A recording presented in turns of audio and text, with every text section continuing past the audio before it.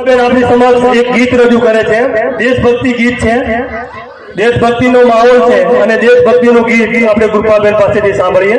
કૃપાબેન ઠાકોર.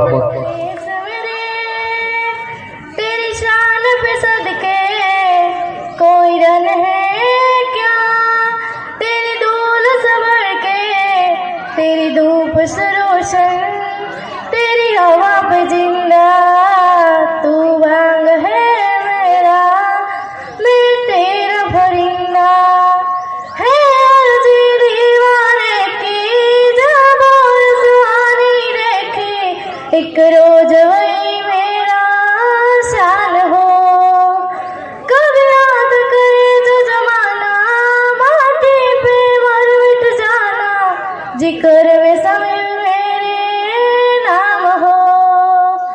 મારો આજનો વિષય છે ડોક્ટર બાબા સાહેબ. ડોક્ટર ભીમરાવ આંબેડકરનો જન્મ 14 એપ્રિલ 1891 ના રોજ થયો હતો. તેમના પિતાજીનું નામ રામજી સંકપાલ અને માતાજીનું નામ ભીમાબાઈ હતું. તેમના પિતા રામજી સંકપાલ લશ્કરી શાળામાં શિક્ષક હતા. ભીમરાવ 14 ભાઈ બહેન હતા, તેમાંથી તે સૌથી નાના હતા.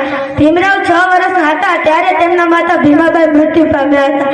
તેમના પિતા રામજી સંકપાલે નક્કી કર્યું કે તે તેમના નાનકડા ભીમરાવને ખૂબ જ ભણાવશે. ભીમરાવ દેખવામાં અને ભણવામાં તેજસ્વી હતા, પણ તે સમય દલિત જાતિને ખૂબ નીચ સમજવામાં આવતી. આથી જ શિક્ષક તેમને ક્લાસની બહાર બેસાડતા હતા. નાનકડા ભીમરાવને ખૂબ લાગી આવતું હતું. તેમને વિચાર થયો કે આ દેશમાં 1000 દલિતોનું આ જ હાલત હશે.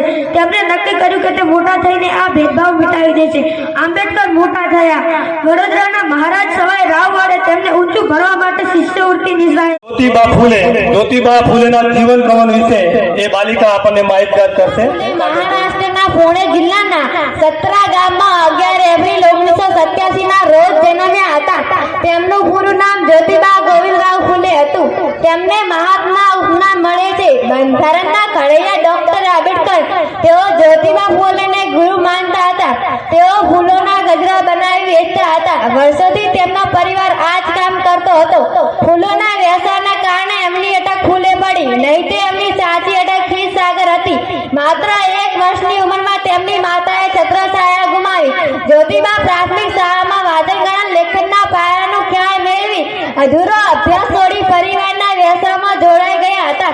તેમના પિતાના ઓળખતા કોઈ એક વ્યક્તિએ તેમને સમજાવ્યા કે તમારું બાળક બહુ બુદ્ધિશાળી છે, તેને ભણાવો. આથી તેના પિતાએ તેને કોઈ સ્થાનિક